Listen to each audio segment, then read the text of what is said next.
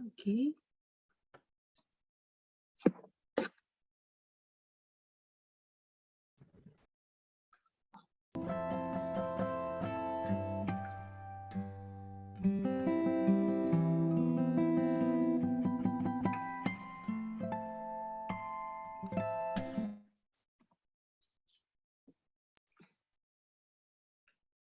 Hello, good morning, ladies and gentlemen.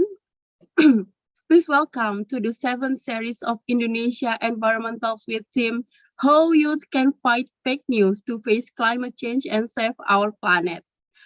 First of all, I would like to welcome our special guest, Dr. Mahawan Karuniasa MM, the CEO of Environment Institute and also the chairman of the Indonesian Expert Network on Climate Change and Forestry. The second one, we have Dr. Nur Masrifatin, the Senior Advisor to Minister of Environment and Forestry and the advisor of the Indonesia Expert Network on Climate Change and Forestry. And the third one, we have Mr. Wandi Tuturong, the expert of the Presidential Staff Office of the Republic of Indonesia. And also our speakers, we have Miss Alice Bertram, student at University of Melbourne, Australia. And then the second one, we have Miss J. Elliott, student at Muduh University, Australia. The third, we have Mr. Raffi Roni, student of School of Environmental Science at University of Indonesia. And Mr. Fajar Munich Putranto, the environmental specialist in Environment Institute. Of course, I would like also to welcome to all the audience wherever you are. Thank you for joining us. And let me introduce myself. My name is Watna Suci Pradafitri from the Environment Institute. It's a precious chance for me to be your master of ceremony on this very special occasion for the next 2 hours. And I would like to inform all participants about the webinar netiquette. First, all Zoom participants to keep mic mute during the event, and then all speakers' material can be accessed via the following link in the chat box, and fill out the attendance list via the following link in the chat box too, that committee already shared. And the last one, should you have any question, please type through the chat box. Okay, and this webinar is held by Environment Institute in collaboration with APIC Indonesia Network and the Australian Consortium for In-Country Indonesian Studies, or ACICIS. And this webinar will be uncovering perspectives of both Australian and Indonesian youth, focusing on the similarities and differences between how fake news has impacted the public views on environmental protection and conservation. It is focusing on how misinformation causes confusion and reduces people's trust in scientists. The objectives of this webinar are to provide a forum for a delivery of perspectives of the role of media and youth in action to combat climate change and to identify current fake news and infodemic issue, especially in facing climate change and saving the earth. Okay, without further ado, to start our webinar, I would like to invite Dr. Mahawan Karuniasa as the CEO of Environment Institute and also the chairman of the Indonesia Expert Network on Climate Change and Forestry to deliver welcoming remarks. Please welcome Dr. Mahawan Karuniasa. Screen is yours, Bapak. Okay, thank you very much, Anes. Bismillahirrahmanirrahim. Assalamualaikum warahmatullahi wabarakatuh. Firstly, on behalf of Environment Institute, in collaboration with the Indonesian Expert Network on Climate Change and Forestry, I would like to express my highest appreciation and thank you to Ibu Nur, Dr. Nur Masrifatin, Senior Advisor to the Minister of Environment and Forestry on Climate Change and International Convention that will open this webinar. And also it's a great honor because our distinguished keynote speaker, Bapak Wandi Tuturong, also available with us together today. He is senior advisor and expert on presidential staff office that will also share current and emerging national issues on to this topic. In this opportunity, I would like to thank so much to all youth that participate, prepare, organize, and more than that, will share their views, ideas, and combat the fake news, hoax, infodemics that amplify our problems in facing climate change, tackling environmental issues, problems, and so to save our planet. Together with us, Alice Bertrand, student at University of Melbourne, and Jay Elliott, student at Murdoch University. Of course, thank you to University of Melbourne, Murdoch University, and especially in the Australian Consortium for In-Country Indonesian Studies, or ACCs. That is a non-profit consortium of universities that allow these best student, Alice and Jay, to participate in this webinar. And also Rafi Roni, student at Master of Science program, School of Environmental Science, University of Indonesia, my student, and also Fajar Munich, a junior environmental specialist at Environment Institute, that also will articulate in this webinar in combating negative social media algorithm. Thank you to the dream team from Environment Institute, Kriston, Anita, Indah, Witness, Maria, that manage this detailed preparation and organize this webinar. And in this short opening, that I would like to share that unfortunately the academician, based on my observation in the Facebook account and WhatsApp group, have been infiltrated with fake news, hoax, and also infodemics and so on. So it's challenging for us, as you know, that the academician should be the less battle for science and objectivity.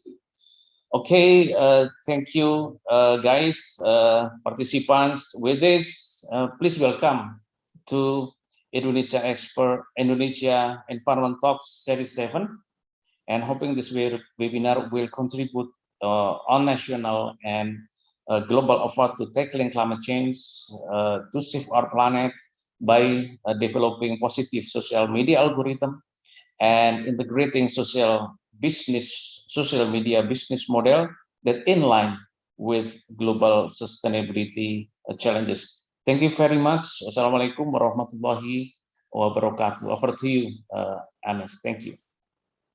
Okay. Thank you, Dr. Mahawan Karuniasa. And next, we would like to hear the opening remarks.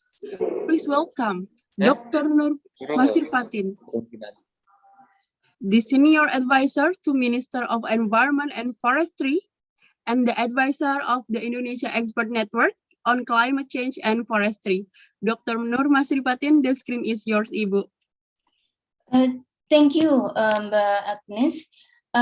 Dr. Mahawan Karuniasa, founder of Environmental Institute and the chair of Indonesia Expert Network on Forest and Climate Change, Mr. Wandi Tuturong, expert at the Presidential Staff Office of Indonesia, distinguished speakers and all participants of the Indonesia Environmental Talk 2022.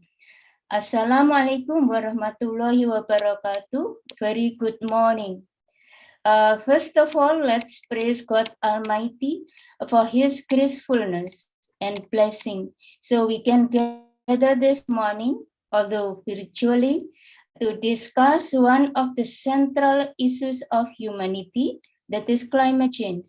The topic selected for the talk today, how youth can fight fake news to face climate change and save our planet, is timely from two aspects. First, from the role of youth in fighting against negative impact of climate change. The second, from a challenge we are facing today, fake news and the ways we respond to those news, and ways youth could contribute in addressing this challenge.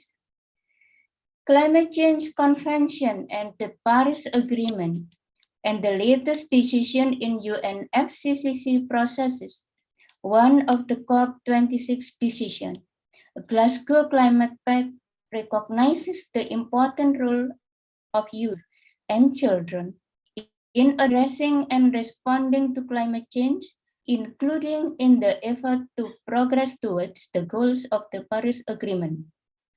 The pact also highlights the urgent need for multilateral, multi-level, and cooperative action.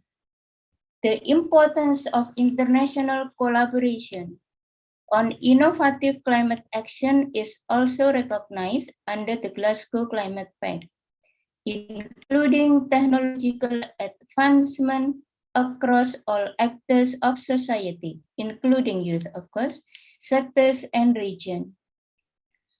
On technological advancement, relevant to the topic of the talk today is technological advancement in media, which has become a central part of our daily life in this modern era. Also the platform that we could use to interact with other people from different parts of the world, like what we are experiencing just now here. We are at different parts of the world and gather here virtually, which we could efficiently and effectively discuss one of the many important issues in our life. Youth in this era are blessed with the advanced information and communication technology, and many of them are also play a central role in the advancement of the technology. Youth also the largest user of media, modern media, to communicate their ideas or thinking, or even just sharing information on so many things, if not everything. Advanced media, modern media I call it, and platform have been massively used around the world, especially since the beginning of the COVID-19 pandemic, where dynamic restriction on mobilization and physical interaction among people has to be imposed by the government in tackling the pandemic.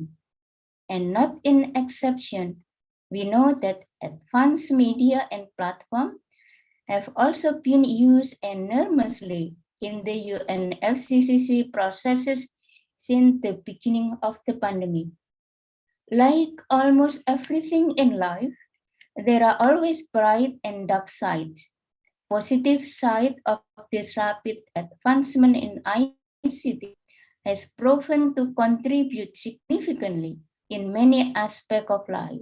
This is the bright side. Negative aspect, the dark side, which we are very familiar and become the topic of the discussion today, is the fake news and infodemic.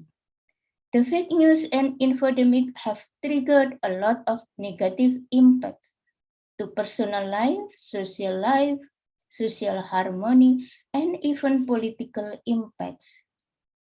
Referring to the topic of the talk today, how youth can fight fake news to face climate change and save our planet, in my views, the youth, whether as creators or users of the modern ICT, should use their talent to build awareness and enhance the outreach in order to increase public literacy, both digital literacy and human literacy, which we could use to strengthen our capacity and capability in tackling climate challenge, and hence be able to save the planet.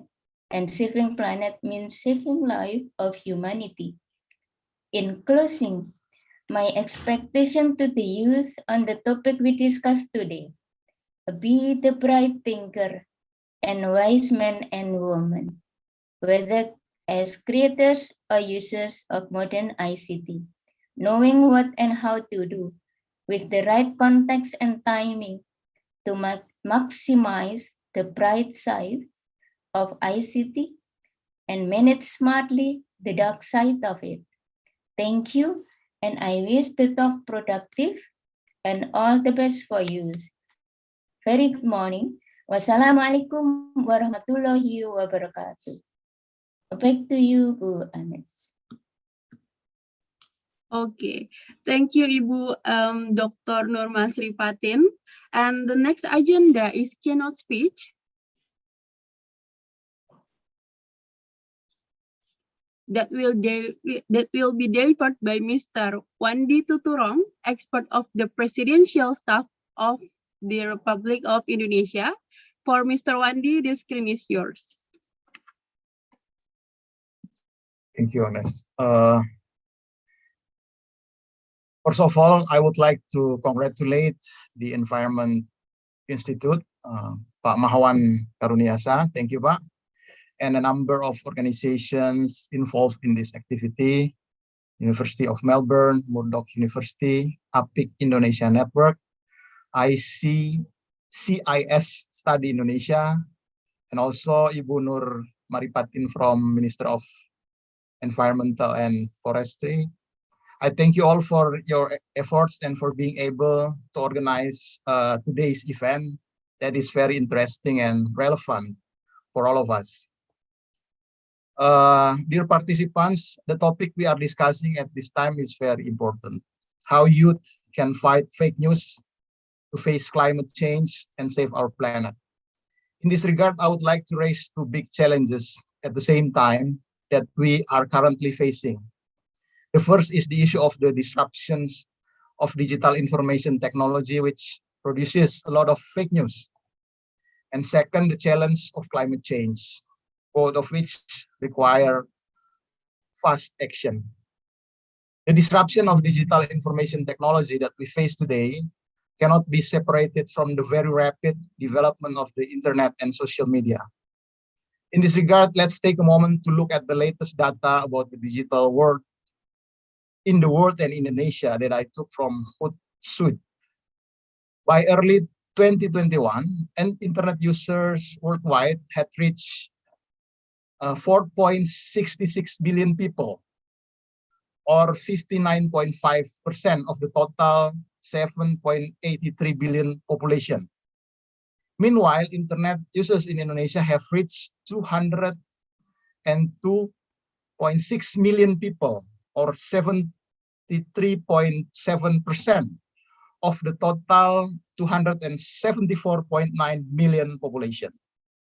Of that number, social media users reach 4.2 billion people worldwide and 170 million people in Indonesia.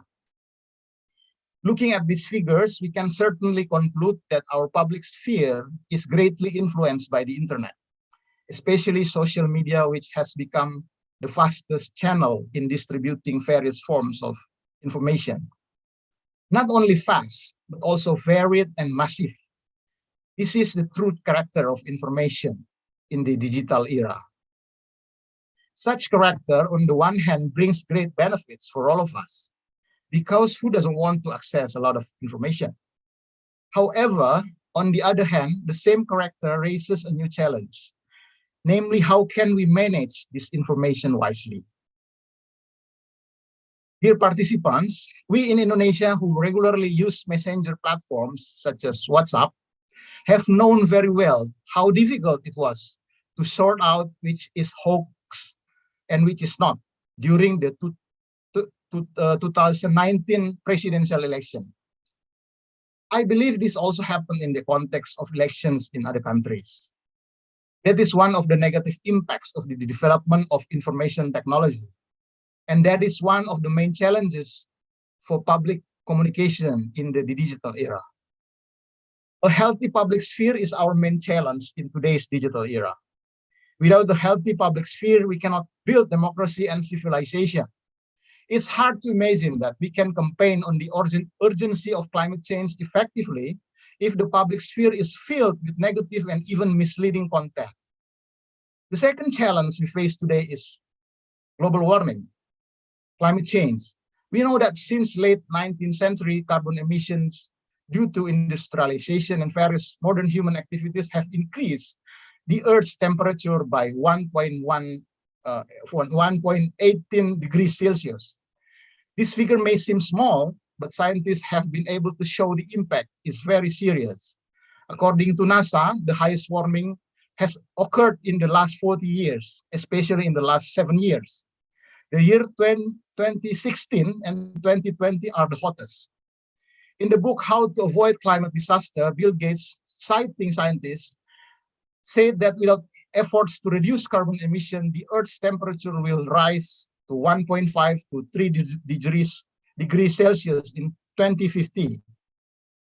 This 1.5 degrees Celsius increase impact in Earth's temperature cannot be underestimated. It can produce more frequent natural disasters that can disrupt food supplies, create large-scale migration with the possibility of social conflict, as well as various health and poverty issues that will inevitably be related.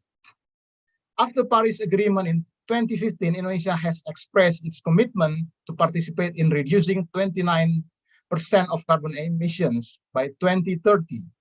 This commitment can also increase to 41% with the condition of international assistance. We know that 2030 is only 8 years from now. We need acceleration and out-of-the-box thinking to show our real commitment. It's hard to imagine that it will be happening if there is no real evidence that we can see together. One of the things that the Indonesian government is currently preparing is moving the national capital city, which we hope will be a manifestation of commitment and a real showcase for the efforts to reduce carbon emissions. By realizing Ibu Kota Nusantara, the name of the new capital, as a city in the forest, where more than 65% of the area will become green space, then we will show the world that we can change. Ibu Kota Nusantara can be an example for other cities in Indonesia, even other cities in the world, to build cities with low carbon emissions. In fact, we are targeting that in 2045, 100 years of Indonesian independence, Ibu Kota Nusantara will become one of the cities with net zero emissions. We believe that seeing is believing. Change cannot stop at mere words and concepts. Therefore, we must realize the development of Ibu Kota Nusantara, as well as various innovative solutions to climate change. At the same time, we must encourage digital information technology literacy for the general public so that they can sort and choose the right information. We believe these efforts can contribute to the improvement of civilization and the betterment of this planet. Therefore, let's together make these two things, the issue of global warming and all of its impacts, as well as the issue of fake news, as our priority agenda. Let's build a movement together in order to save common sense and save our planet. Thank you very much. Okay, thank you very much, Mr. Wandi Tuturong, for your speech. And next, I would like to request to all participants to open your camera, and we will take a picture. The committee will assist us to take our picture.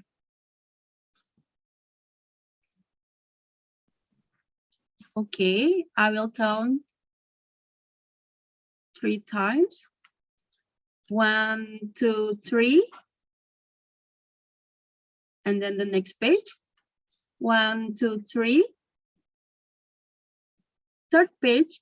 1, 2, 3. Fourth page. 1, 2, 3. And the last one. 1, 2, 3. Okay, thank you for your participation. And the next, now we are on our main agenda of 7 series Indonesia Environment Talks with theme How Youth Can Fight Fake News to Face Climate Change and Save Our Planet. The discussion will be led by Ms. Maria Oktrayanti as a moderator. Ms. Maria, over to you. Thank you very much, Anes. Okay, distinguished ladies and gentlemen, a very good morning. I am Maria Oktorayanti, and I feel so honored to moderate this discussion for today. Before we start the discussion, on behalf of the organizer, I would like to share a very important message from His Excellency Antonio Guterres, Secretary General of United Nations. To the organizer, please kindly play the video. Our personal information is being exploited to control or manipulate us, to change our behaviors, violate our human rights, and undermine democratic institutions. Our choices are taken away from us without us even knowing it. The business models of social media companies profit from algorithms that prioritize addiction, outrage, and anxiety at the cost of public safety.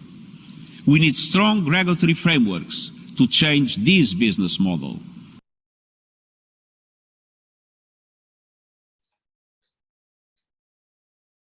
Okay, thank you very much for the organizer.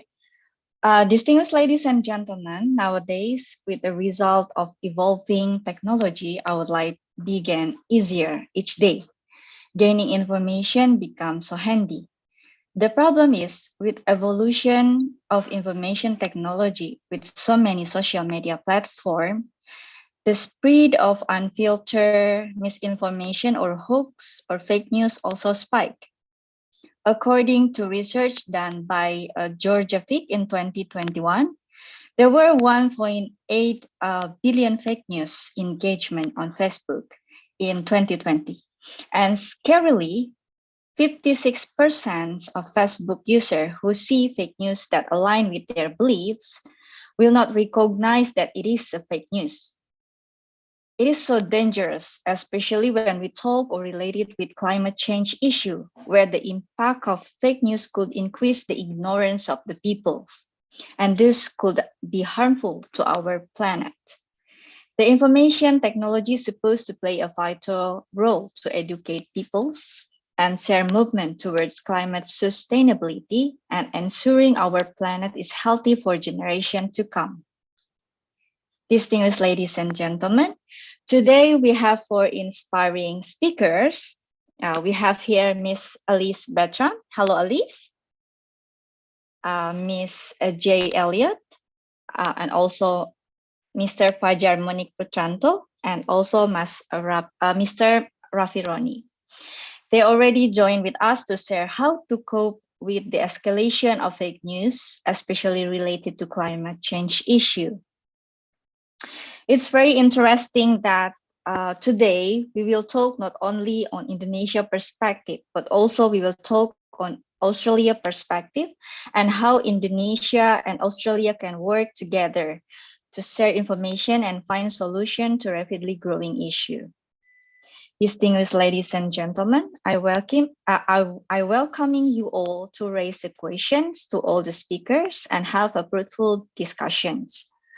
You may type your inquiries in the chat box and I will deliver your question in Q&A session. Distinguished ladies and gentlemen, for the first speakers, we have Miss Alice Bertram. Miss Alice was graduated from Melbourne University and have so many volunteer experience on education. Today, Miss Alice will talk about how we can spot a fake news. Distinguished ladies and gentlemen, without further ado, let's welcome our first speaker, Miss Alice Bertram. Hi, Alice. The screen is yours. Okay. All Please. right. All right. Selamat pagi. Today I'll be providing an overview of what fake news is and why it's a problem and how to spot it. So, before I begin, I would like to acknowledge the Bunurong people, who are the traditional owners of the land I am calling from today, and pay my respects to the elders past and present. I extend that respect to any Aboriginal or Torres Strait Islander peoples attending today's webinar. The global COVID-19 crisis has greatly changed many aspects of our lives. It has also shown the huge influence that media has on our safety and the welfare of our environment. The alarming amount of false or misleading information has meant that Australia and Indonesia are not only dealing with a pandemic, but an infodemic.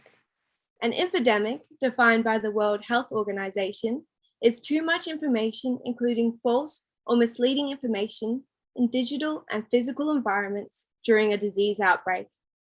Misinformation in mainstream media can cause confusion and encourage risk-taking behaviors that can seriously impact our health. On top of this, fake news can cause mistrust in experts and authorities and undermines public responses. As seen with the COVID-19 pandemic, an infodemic can lengthen or intensify an outbreak due to people being unsure of what they need to do to protect their health and the health of those around them. This infodemic has been exponentially worsened by the growing expansion of social media and internet use. Information, whether true or false, can spread rapidly. Climate and environmental scientists have been struggling to overcome the widespread misinformation about climate change and the environment for years. With 44% of people unaware that they are encountering fake news regularly, and over a quarter of people not fact-checking information about climate change, it's made it very difficult for scientists to inform the public. Fake news has significantly impacted aspects of my own life.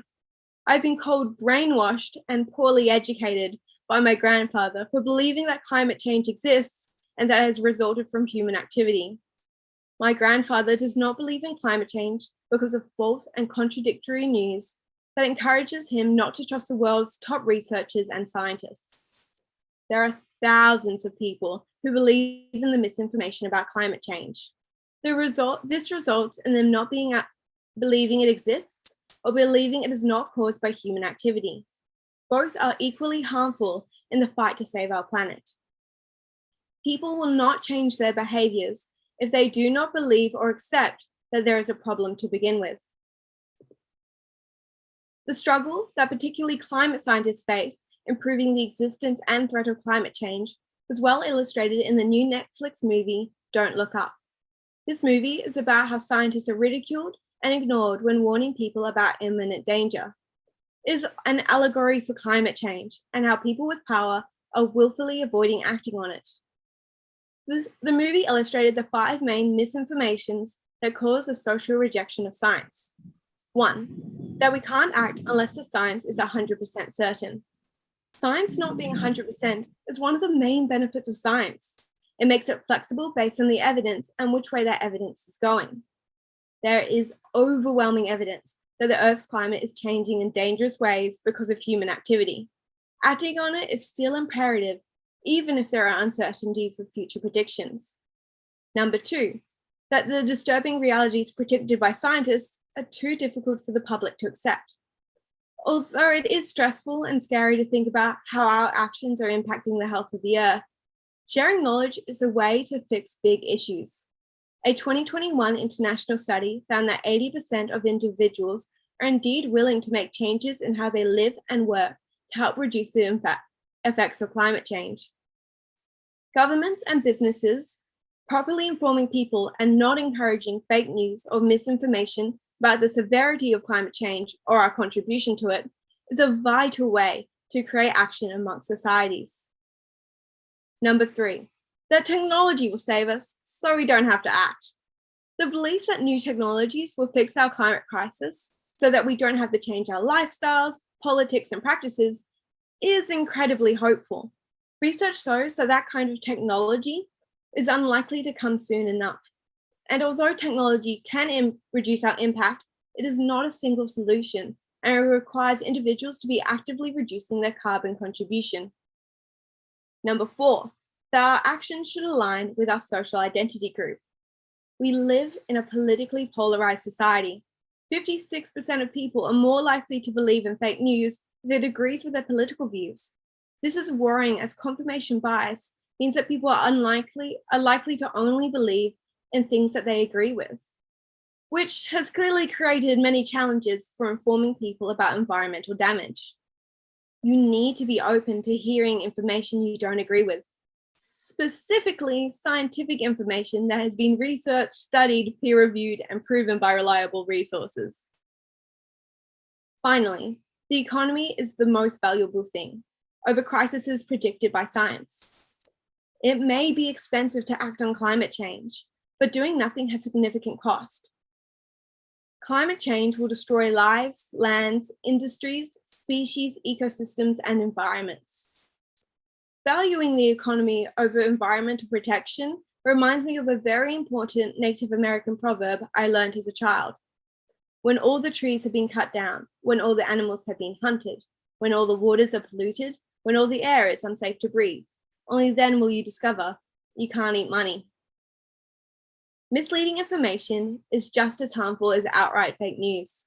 If people are finding reasons not to believe in science, proper action towards environmental protection will never be done. Now, how is fake news impacting Indonesia? There have been large issues in the last couple of years with Indonesian people receiving false or misleading information surrounding health and safety protocols to protect people from the COVID-19 pandemic. According to Indonesia's Communication and Information Technology Ministry, there have been over 70 fake news items in Indonesian news regarding the COVID-19 vaccine from October 2020 to Jan 21. That's the span of 4 months. They believe that a couple of main groups are responsible for spreading this misinformation: an anti-vaccination group with a religious background, a second anti-Chinese and anti-West bias, and a third, which is a victim of conspiracy theories. It shows how heavily political motives weigh on the news we receive. Indonesia has the world's third highest annual growth of social media users, but this is a double-edged sword. This was clearly seen in the recent presidential elections, where fake news was prominent in the media and used as a weapon against political parties. In Indonesia, 34% of all fake news is related to politics. And with 30% of Indonesians with a high tendency to share false or misleading information, fake information can spread fast and impact a lot of people. With climate protection related policies have never been more vital. So choosing a party that will create good and important change is really important. Fake news can greatly influence people's understanding of those parties. The teaching of media literacy, specifically online media, and how to spot fake news is lacking in Indonesian schools and needs to be added to Indonesian curriculums. Australia has faced similar issues to Indonesia with fake news surrounding COVID-19 and specifically the vaccine. There has also been notably a lot of misinformation around the bushfires at the end of 2019, with news sources being released saying that most of the fires had been lit by people, which caused a lot of fear among communities. The fires were a result of a lightning strike and increased days with hot and windy weather brought about by climate change. This confusion caused people to focus on the wrong problem, on pyromaniacs rather than on the climate crisis. Fake media has also played a role in complicating politics and has encouraged people to vote a certain way. With 80% of young Australians consuming some form of news, fake media can have a huge impact on the thinking and understanding of generations. Media literacy in Australian schools is also nowhere near where it should be. Only 1 in 5 young Australians are being taught how to differentiate news stories and choose trusted resources. The image on the screen might look very official and reliable, but this is a very well done copycat. Fake news that mimics or fakes being a reliable news source are some of the most difficult to spot, especially pieces like the one on the screen, which are used to discriminate against others under the false pretenses of being an authority figure. This type of false media is growing in popularity worldwide, and with many people not fact-checking, it can cause astonishing amounts of harm. So I thought it would be fun and interesting to challenge you guys and see if you're able to spot a fake news headline. I've created 3 headlines using both Indonesian and Australian news sources. One of them is fake. Using the polling feature, there we go, choose which one you believe is fake. And don't worry if you find it hard. I made it hard for a reason.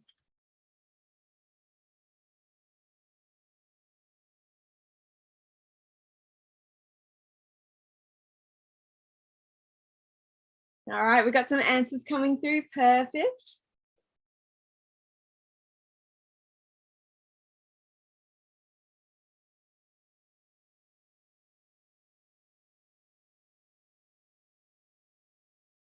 All right, I'll let it go for a couple more seconds just to get the laughs of the people.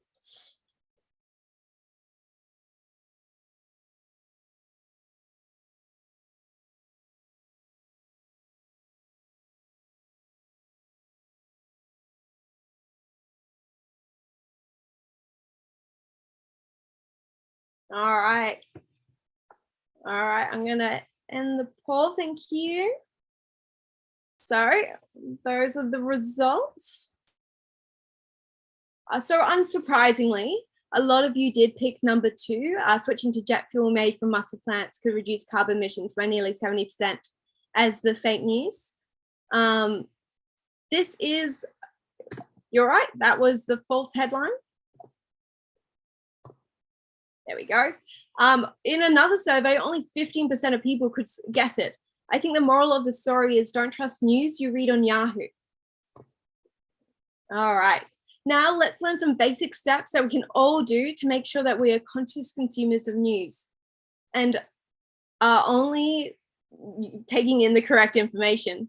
I know that our second speaker, Jay, will go into much more detail, so I'll just provide a brief overview specifically around news articles. The steps are: 1, do you recognize the organization that posted the news story? 2, does the information in the post seem believable? 3, is a post written in a way that you would expect from a professional organization? 4, is the post politically motivated? This bit relates back to Indonesian news specifically, where the lives of people were put at risk based on organizations' political motives surrounding the use of the vaccine. This also ties into political news and campaigns and the reliability of this information that you're reading. Most importantly, fact check. Do your research or talk to trusted individuals about news that you've read. It never hurts to double check and can greatly limit the effectiveness of fake news on our society. All right, so now you have a basic understanding of what an infodemic is and how it's impacting us in both Indonesia and Australia. Thank you very much for being a great audience and getting involved. Special thanks to the Environmental Institute and IET2022 for the opportunity to speak today about the significantly important issue. Terima kasih. Okay, thank you very much, Alice. So knowledgeable speech from you that we should highlight today, that from the fake news, we could see from the case news of COVID-19 that the misleading information can threaten the health of the peoples. And also, we are facing some misleading information toward the climate change. Especially, there are some belief that the economy is the most valuable thing over the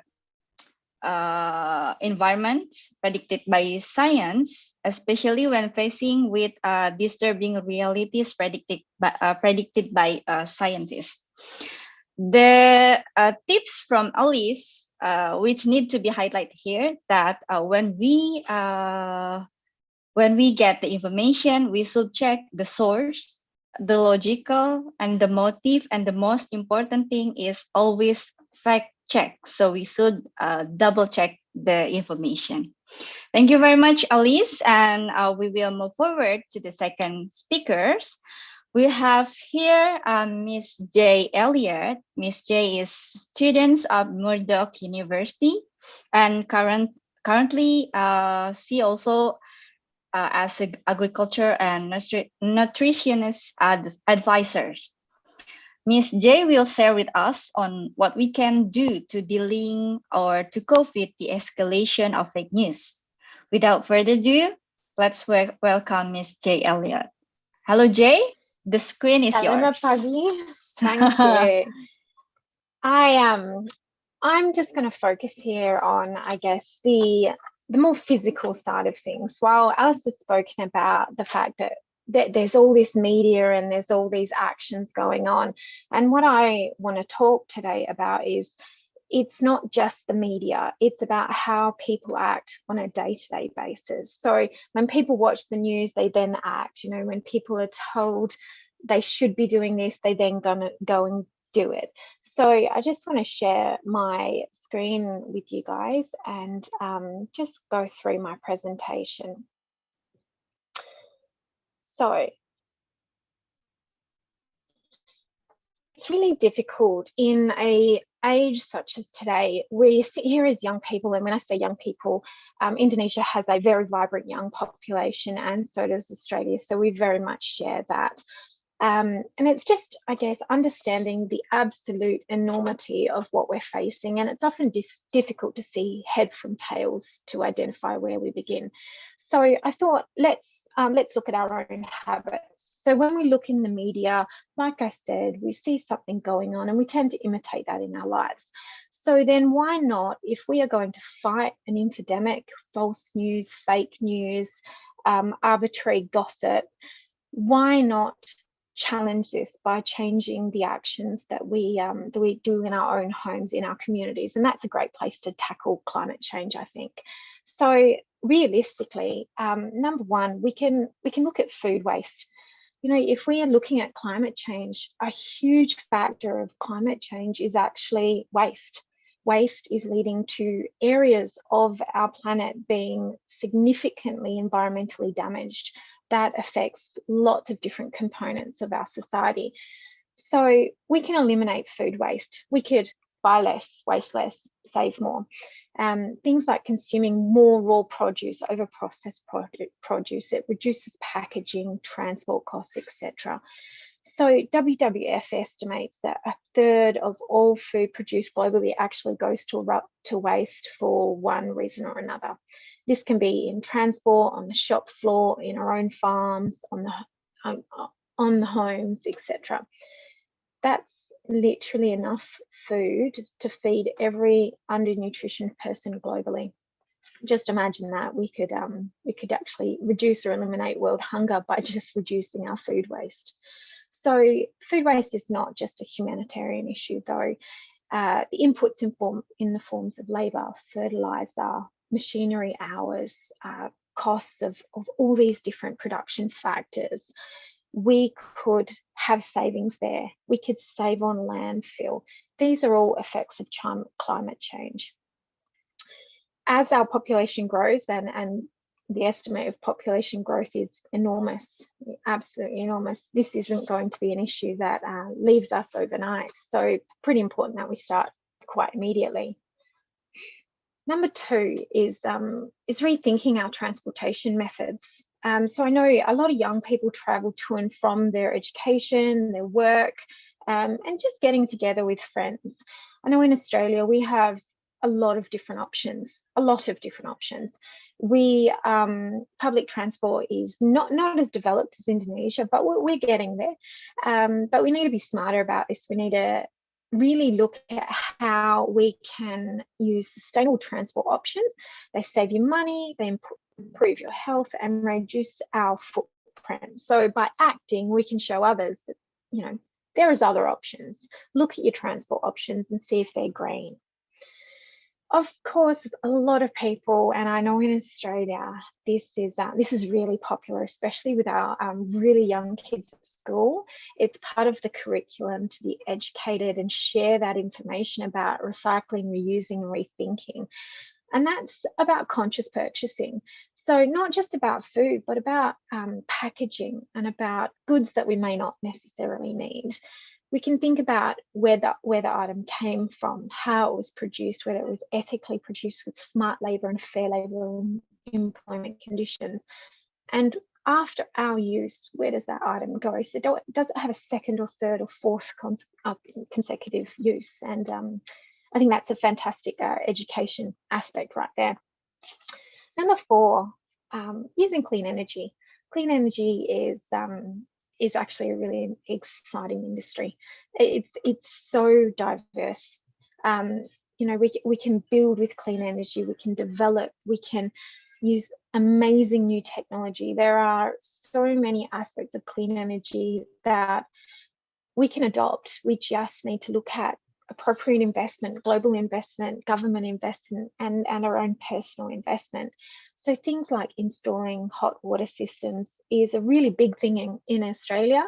And solar power. Solar power is, you know, when we look at new development sites, solar power is very common. You look across the roofs, it's everywhere. So it's really taken off here in Australia as the price for solar power has reduced and made it something that a normal family can afford.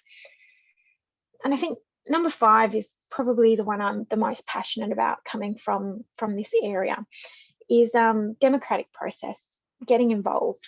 Young people, I mean, Indonesia has over 190 million eligible voters. Australia, we have 16 million eligible voters. That's still a lot of people. That is a lot of people to share their perspective, to support politicians that have particular followings, okay? So when I say that, I'm referring to looking at politicians or parties or individual aspects as well that believe in science-based emissions, facts, literally facts, no fake news, politicians that believe in facts on climate change, politicians that believe in protecting flora and fauna, politicians that believe in a fair fossil fuels transformation, okay, a transition away from fossil fuels, politicians that support energy efficiency plans, net industry targets, agriculture and land management options for sustainability, prices on carbon, and penalties for polluters. Okay, so politicians that support going forward in a sustainable way, and politicians that are willing to put that out there, or budding politicians, I should say, people that really want your vote, they're willing to put that real information out there. They are also tackling fake news, and so are we, by supporting them. So as young people looking at what we can do, it's important, and I've popped up here Indonesia 2045, the VISI 2045. It's important that we look at the boundaries that we have. You know, some countries have boundaries on what the young people can do and support, and how far they can stand out there and actually voice their support for these organisations. And I guess what we need to ask ourselves is,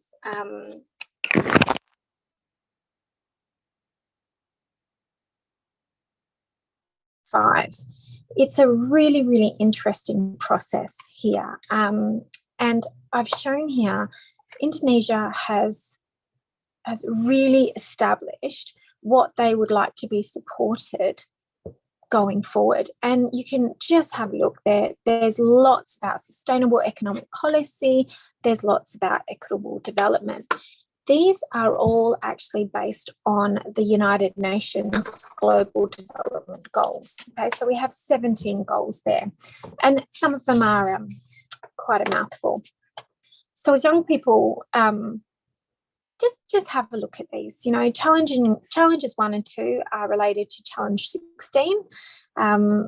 Challenge 3 to 7 related to number 1, challenges 8, etc. They're all interrelated programs.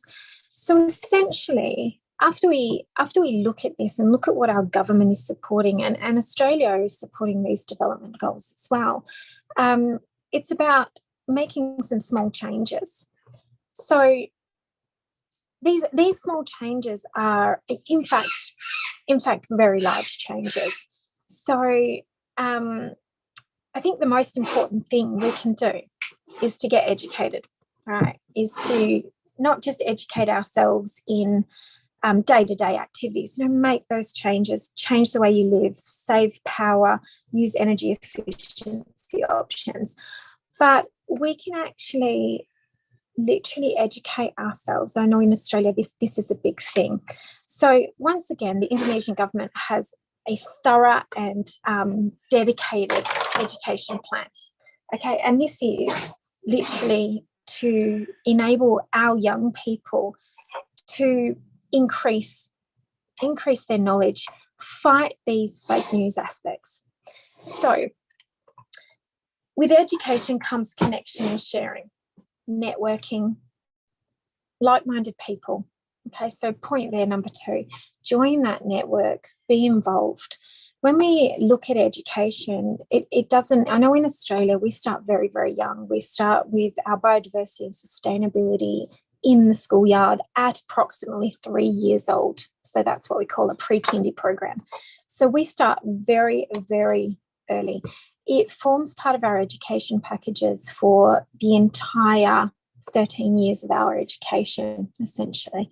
And then we can have choices to go on to university. And I know Indonesia has fantastic education opportunities. So the government has this thorough and dedicated education and cultural development strategy.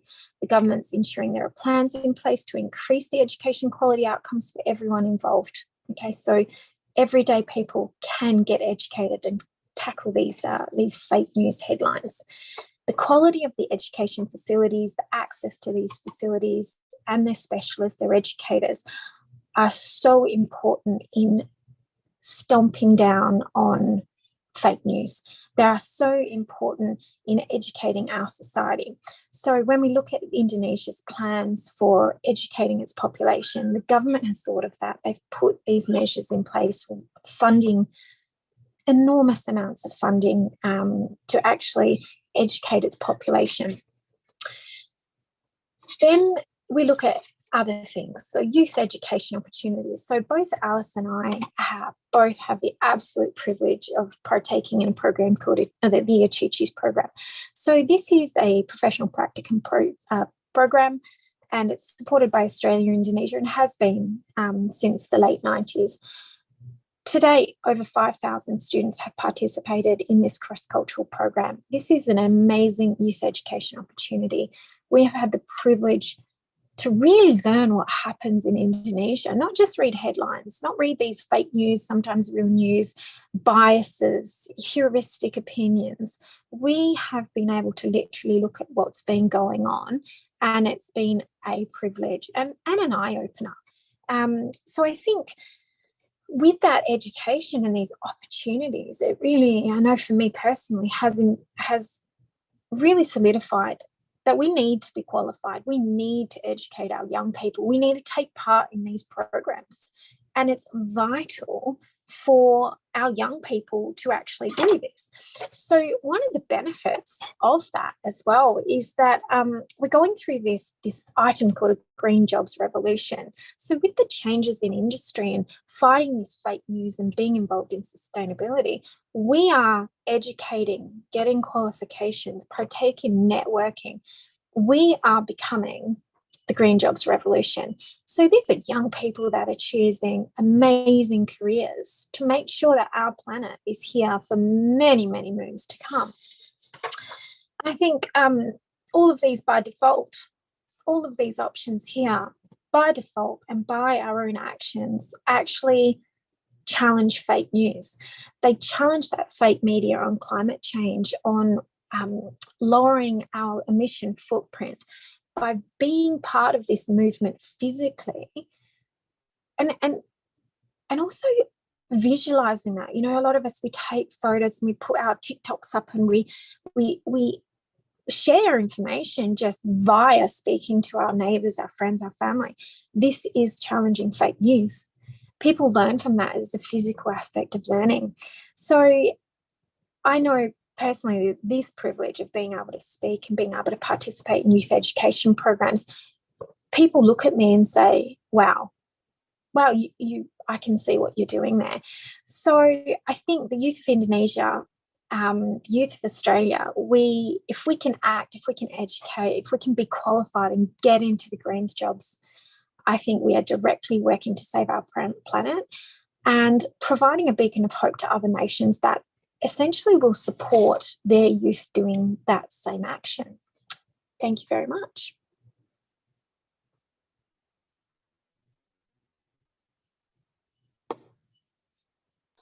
Okay, thank you very much, Jay, for your nice sharing.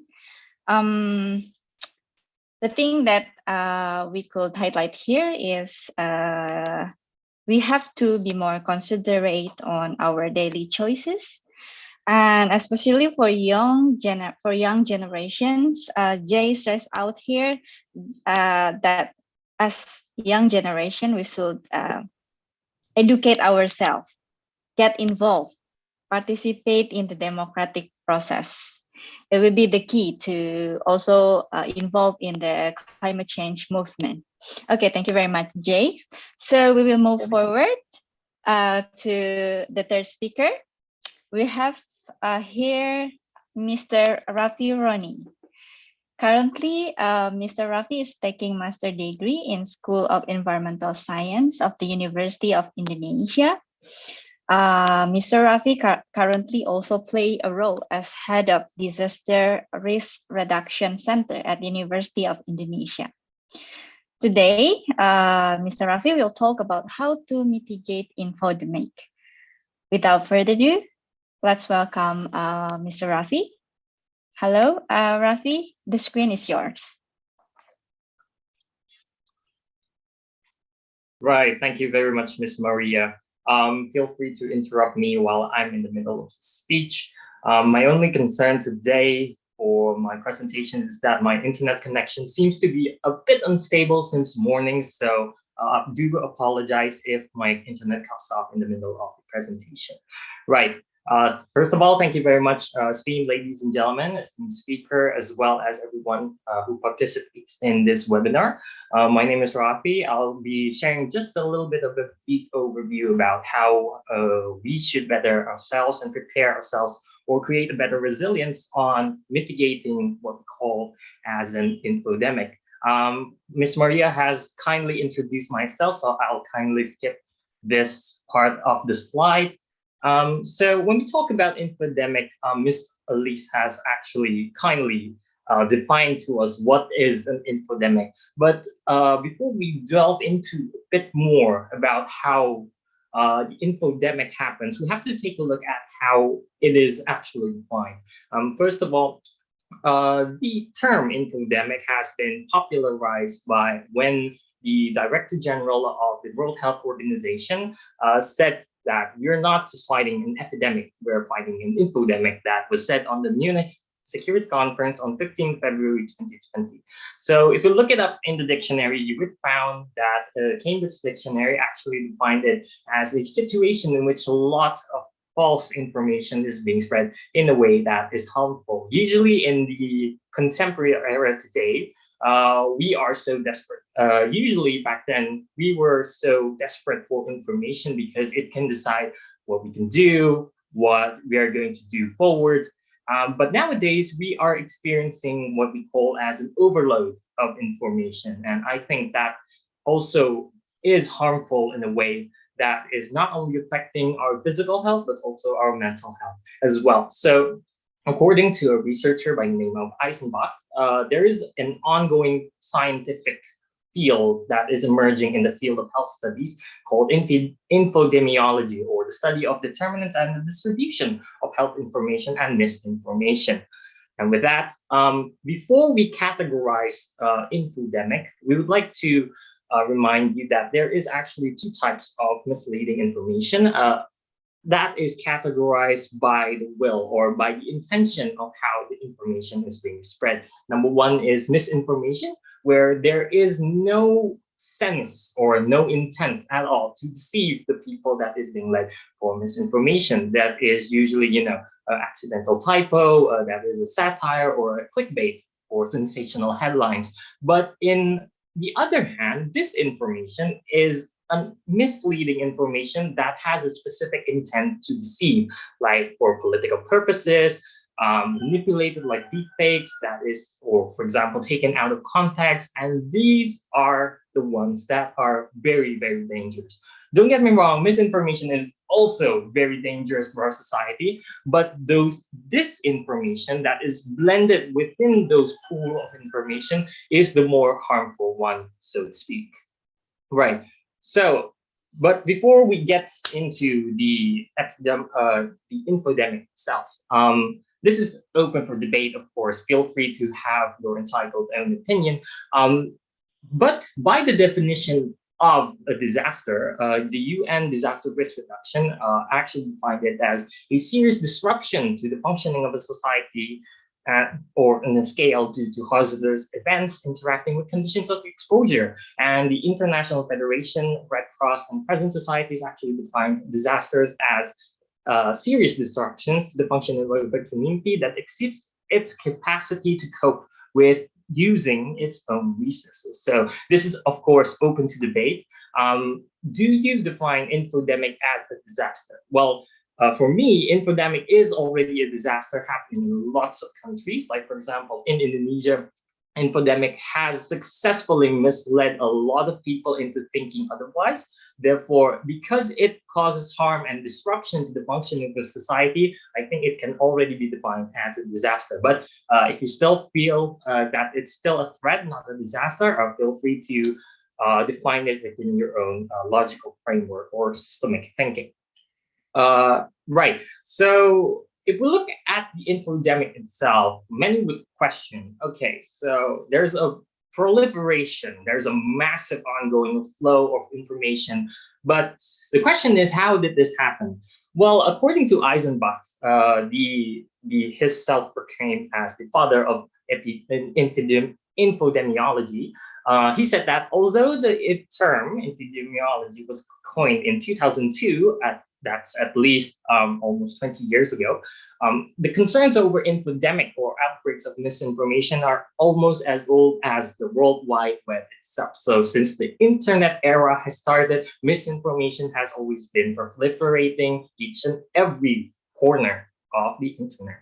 So what and how did this happen? First, there are the evolution of technology. Of course, we have the access to our computers, for example, our smartphones, and that access to for example, our social media has enabled us to easily spread information and receive information from all corners of the world. And second, we have dogmatism, where there is a rooted belief from people, and sometimes even hard-headed people, that some facts and opinions are so mixed together, you can't tell the difference between facts and opinions. And that dogmatism is very much a contributing factor to infodemics. And three, usually is the influence of emotions. When you mix information that is, facts and opinions, a lot of people feel so strongly to their beliefs that their emotions play a part in, when you get a very, very, sensational news,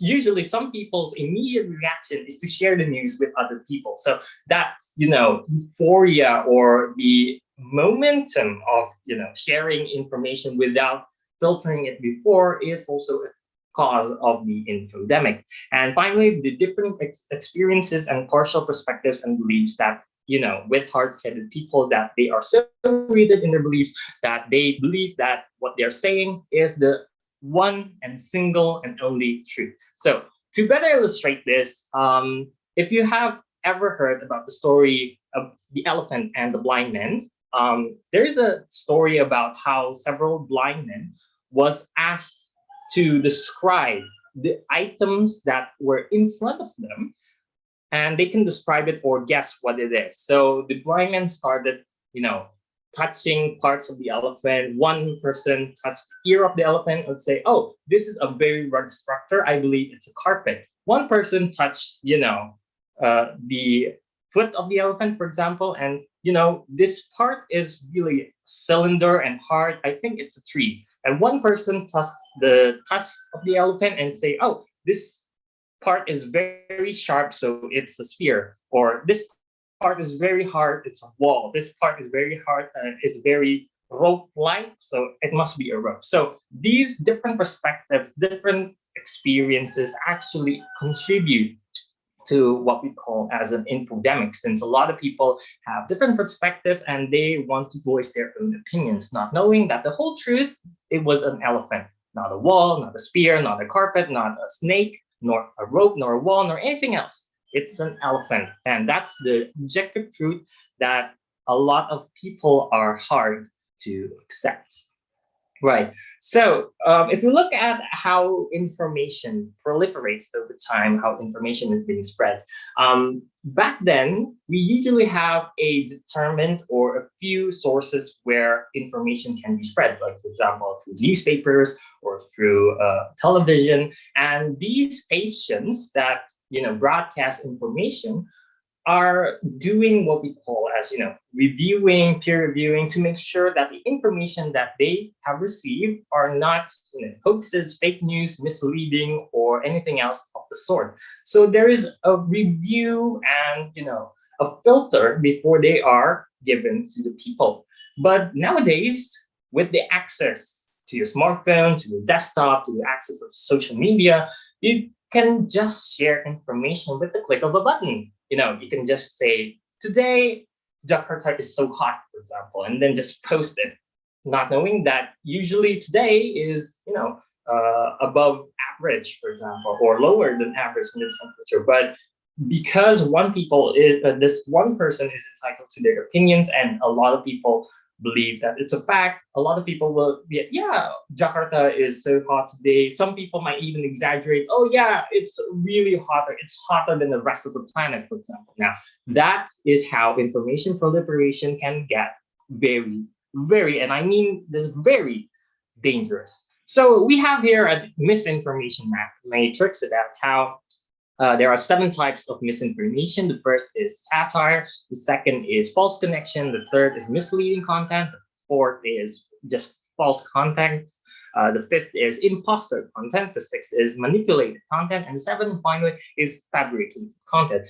You can look through this later on, or you can just go to firstdraft.org. It's a website and a community dedicated to proliferation, to combating misinformation. So this matrix actually gives us several reasons as to why and how the misinformation spread in the first place. Right. So what are the effects of infodemic? Of course, we all know that infodemic has been harming our society as we know it today. So several effects that have been observed are proliferation of mistrust. A lot of people are mistrusting several reputable institutions or several parties that are experts in their field, and rise of depression rates, preventing cooperation, between either government and the people, between government, and a lot of other types of cooperation. And finally, it influences people to do very, very irrational things. So a lot of people might believe in a lot of conspiracy theories, and perhaps even to the point where they mistrust science, like what Alicia and Jay has said. Climate change is a hoax. I think that's one of the most popular hoaxes that are ongoing in our world today. Right.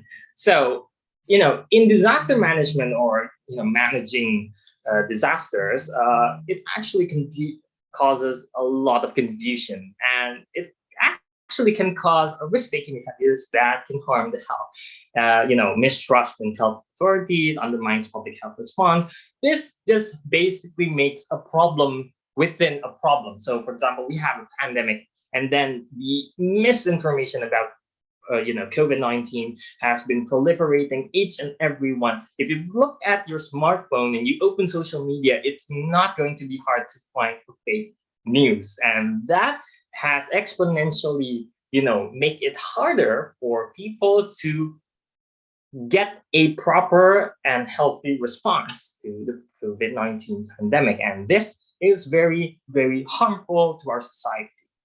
So, infodemic is also can be said as a self-fulfilling prophecy, or the Pygmalion Effect. Now, this Pygmalion Effect is usually used in motivation speeches, education, because the effect is just determined as what you say to people actually determines how they did. For example, if you say, I know you can do this to a person who is about to perform into a stage, for example, they would do well because of words support. But infodemic is actually giving us a negative sense of that. Infodemic is, false information. So what people say when people share news information, they tend to make people and, affect their psychological patterns on how people believe that there is no good in this world or bad things are everywhere, right? I think this is better illustrated by this comic. So the Pygmalion effect is actually the expectations and thoughts of someone regarding another person may influence the behaviors of that person in the long run. As you can see, there's this comic. So this one person starts sharing, are you aware of the latest news? This is pretty serious stuff right now. And then the other comic said, I mean, come on, inform yourselves. This is really serious info. I'm telling you, this is the end for all of us. Share this info at a maximum. And whoops, it turns out to be fake news. Well, let's delete it then. But as you can see here, okay, so I've gained around 200 new followers this time. So the motivation for sharing news, fake news are, different for every people. Some of them are not intended to share fake news. Some of them are actually intending to share fake news, to share sensational headlines. But, this really harms our society. This harms our societal ongoing, because as you can see in the first panel, society is just fine. There's nothing disrupting it. And then just by this one share fake news info, everyone is, running, they're creating chaos, they're panicked and things like that. So this is really, really very big threat for society. So after knowing that, what we can do about it? Well, this is not only exclusive to the youth, but also everyone else as well. But I'd like to say that there is no single answer that is correct in mitigating infodemic, because the information, again, the nature of information is that it's about everything. It could be, one could be climate change, one could be COVID-19, one could be, there's a lot of things that can be defined as information. So Alicia and Jay are correct when saying, you have to have a fact-checking or evidence-based approach. And then you can calm down and rationalize. Is the information that is being spread is, something that is likely happening, or something that is, for political purposes or harming by partisanship and things like that, right? Or you can seek an advice from an expert or professional, because as you know, they go through their experiences, educations, a lot of things, and they've received a lot of feedback, peer reviews, so they would know what they are thinking. So, right, and then never share information blindly. Of course, when we get sensational headlines in the news, we would go, oh, my whole family has to know about this. But, hold it, just, take a few seconds, take a breather, and filter the information. It's may not as critical as you think, because, the sensation, the euphoria of getting new information that everyone should know is something human. It's still a behavior of us to, to let everyone know. But take a breather, take a second, and process the information. Is it something that everyone should know? Is it something that is important? Is it verified? Who is the one saying it, etc., etc., etc., right? And finally, reduce social media usage over time. So one of the most glaring channels for misinformation is social media. So I believe that reducing social media usage time is also good, not only for your physical health, but also mental health, because there is a lot of things that there's a lot of studies about social media usage time. And I believe that is one of the reasons why we should reduce the usage time, right? So, I get this question a lot. I know someone who has been misinformed, they believe that the hoaxes are true, and really, really, they can be hard-headed sometimes. They are hard to convince. So what should I do? Well, first of all, be patient. Everyone, especially at this age, this digital era, everyone is a victim of misinformation. I, for once, myself, has also fallen victim to misinformation, and I believe each and every one of you as well. But first of all, be patient. Over time, a lot of people can rationalize their thinking when they're calm. They try to think, oh, perhaps this story is over-exaggerated. This fact is actually not credible. This way of thinking is harmful. Or you can listen, you can engage, but don't let emotions get the better of you. I know when combating someone who is, misinformed about something, we tend to get a bit emotional, especially when we know that it's not true. But listen, at least listen to why they believe it's true. Or even better, you ask them to explain to yourselves why do they think that it's true. Because when you have a person explaining to yourselves how the process of the misinformation works. I'm sorry. So sorry, Mas. Right. Yeah, the time 1 minute. is 1 minute. Yeah. Right. So, let me just close with this. Share facts, not biases. This is also advice from the UN volunteers. And these are the sources that I took my information from. And that ends my time. Thank you for the reminder. And thank you very much.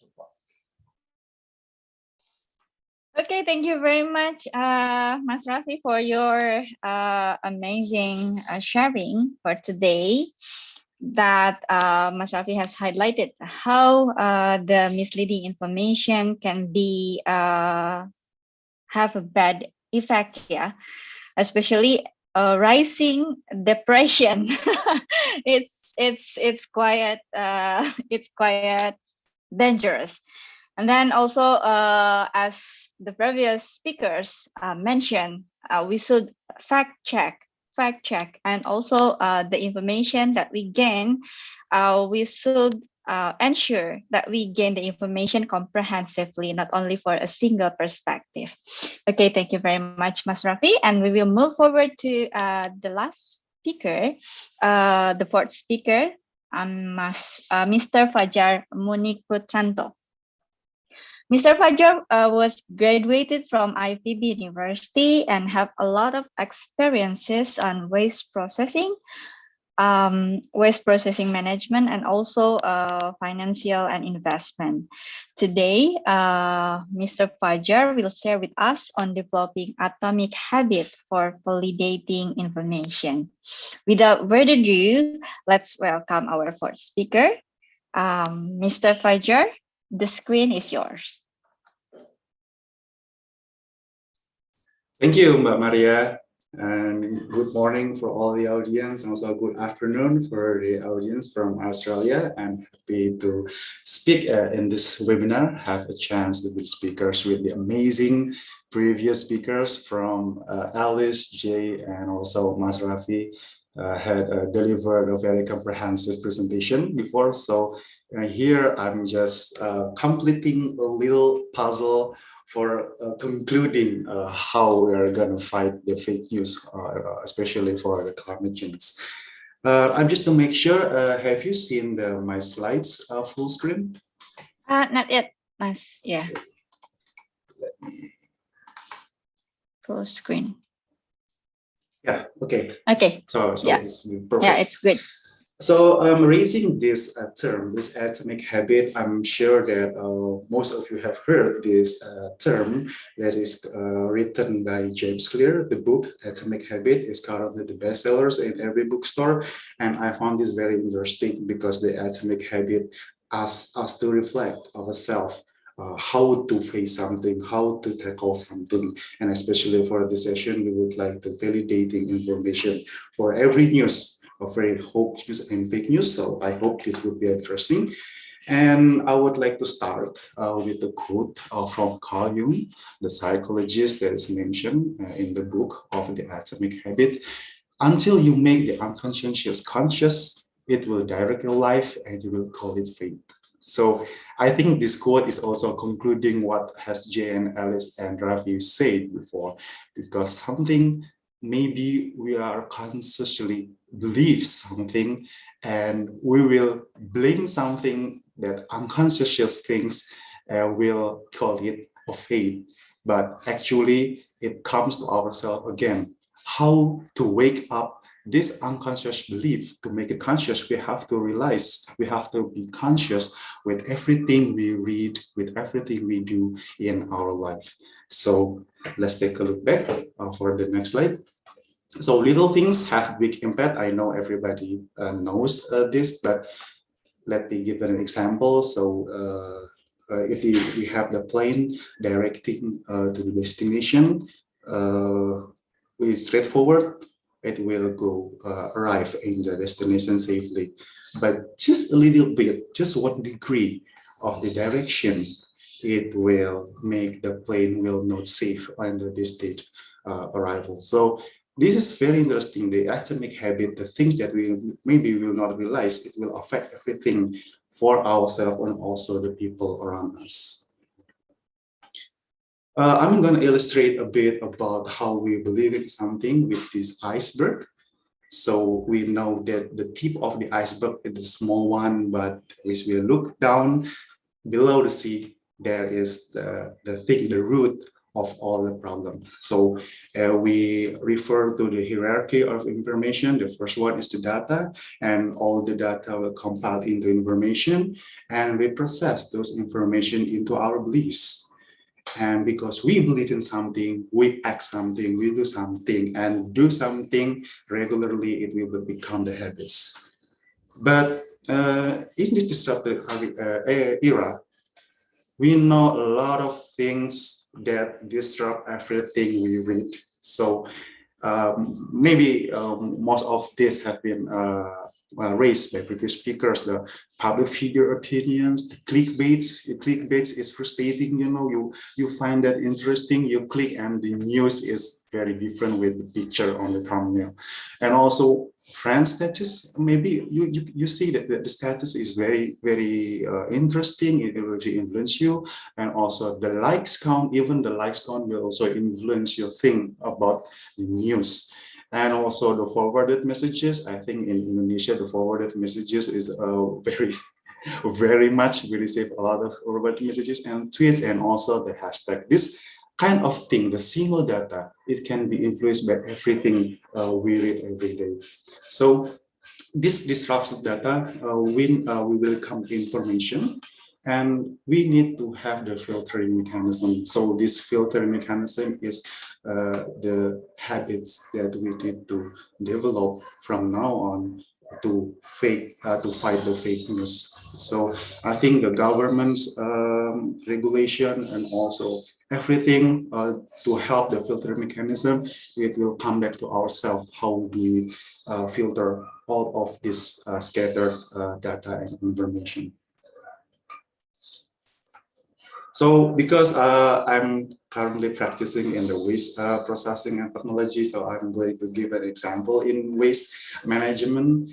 And this is one of the reality that most of the Indonesian population still do, is burning the trash. So maybe there is some perception and also beliefs that are from across Indonesia that the burning is still the quickest ways to exterminate, to eliminate the waste.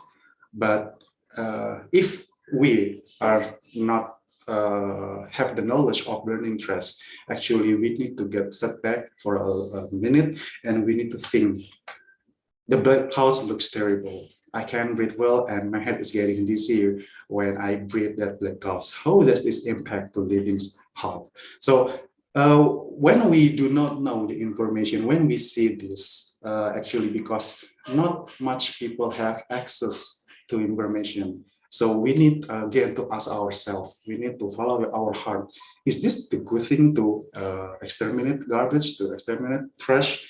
So when currently the people have asked the audience or asked the other people or check the fact checking that already previously mentioned by the three speakers, finally the right one is burning is the worst way to exterminate garbage. So this is just an example because I still see a lot of people burning the garbage, and this is the the worst way to exterminate garbage. So we need to think a minute to think back. Is this really the quickest, and is this really good for environment? And this is the second example that maybe this misleading information is still spread by officials or the some kind of company. So this in Indonesian, the TPA is called tempat pembuangan akhir, or in English it is called final disposal point. But we need to think again, does the trash just being dumped like that? And is there any there any further process? And if the trust is just being done like that, how much space do we need for all of the trust is produced every day by all of the people in the world? So we need to do the fact checking. We need to ask the expert. We need to read more. So actually the TPA is not the final disposal point or not tempat pembuangan akhir, but it is the final processing point or tempat pemrosesan akhir. So actually the TPA is the place to process further to eliminate the waste in a safe way, not just burning or dump in the sanitary landfill. And the third example is about the food waste. So one of the research published the statement that Indonesia is the second biggest food waste producer in the world.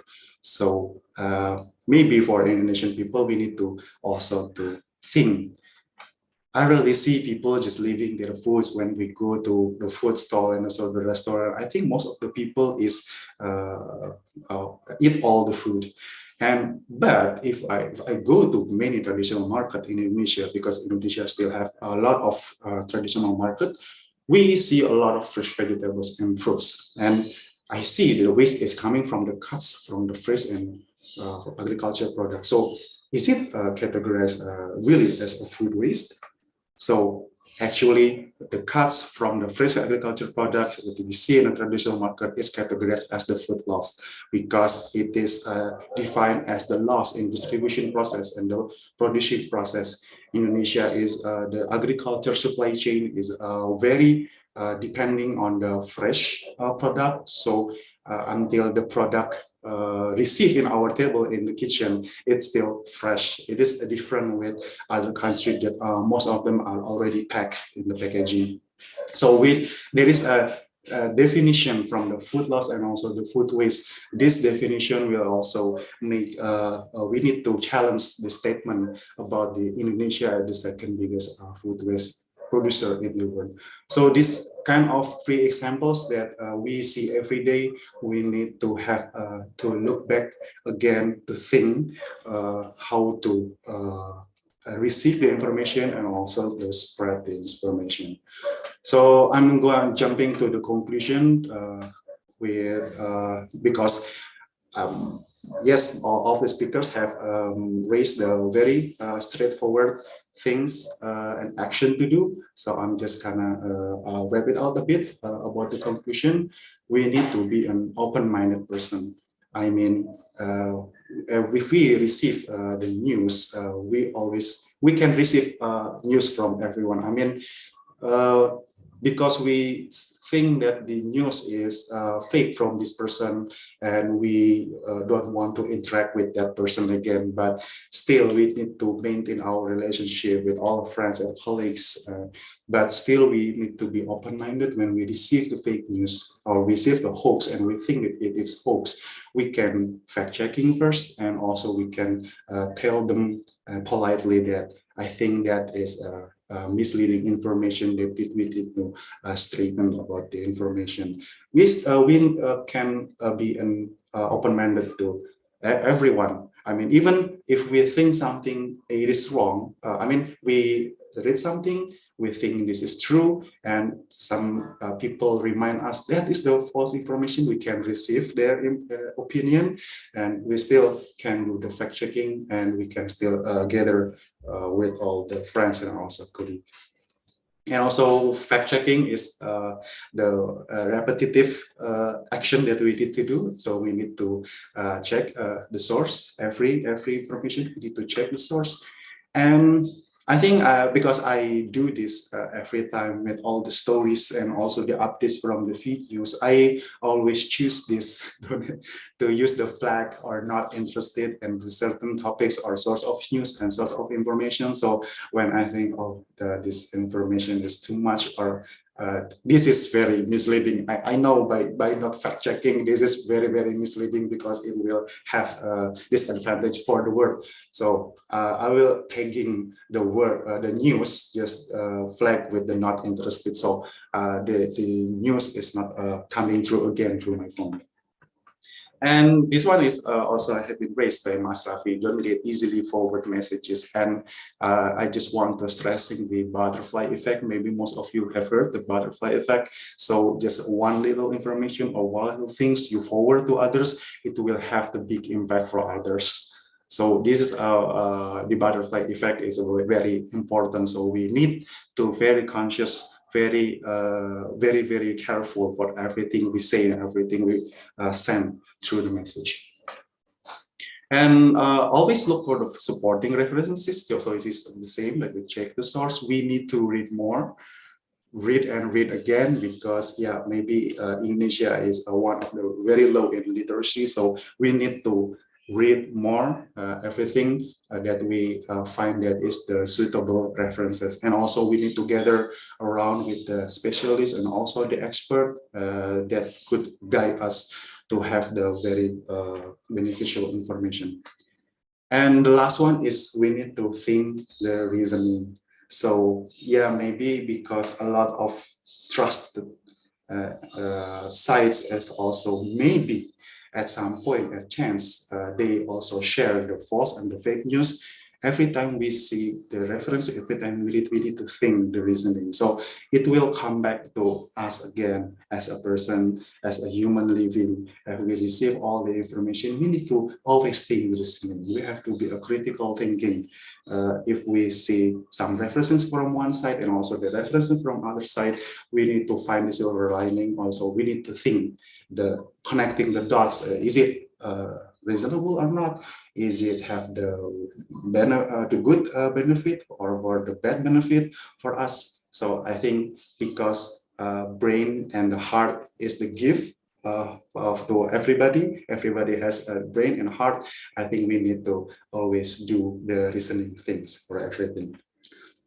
Okay, I guess that's a bit from me. Hopefully we could have a fruitful discussion after this, and I will get back to you, Mbak Maria. Thank you. Thank you very much, Mas Fajar, for your amazing presentation. Again, we should stress out here that we should fact check, always checking the source, and also the another important thing is we should be open-minded to the information. We should not easily propagate the information, but we should fact checking. It's already stressed out by our 4 speakers here. And that's the last presentation for today's discussion, and we will move to the question and answer session. We already received several questions here. The first question is it's specifically directed to Jay. Hello, Jay. We receive a question here from Miss Farhan from Oven University in Indonesia. Mm-hmm. She would like to ask regarding the reuse, recycling, and the 3R that you mentioned earlier. Even it's already taught like since a very young. However, she would like to ask how to tell people who have bad habit to throw all waste, to change their habit. Yeah. So is there any tips you can share with us? I guess my point there was in Australia, we do a lot of education around sustainability and the 3 R's. In fact, the 3 R's I think became 10 R's now. There's reducing, recycling, re-information. There's so much we can do with our waste. By educating children, they take that home. And I'm a mum. One of the things in Australia, one of the things we see is if children are encouraging their family members to act more appropriately towards the environment, parents tend to listen and take that on board, because kids can be kids, right? So sometimes we just say yes. So we do lots of education from a really young age, and there's nothing better than being in the shops and seeing a child say, "Mum, we're not getting bags today, we'll carry it." And it's vital that we do that. So I guess one of the points that I love to make is that physically educating someone visually by your physical actions is an amazing way of infiltrating bad habits, bad media, bad perspectives. When we watch something, do something, we not only learn that we could do it, or how it's done, or where it's done, or when it's done. We learn all these amazing things just by using our eyesight.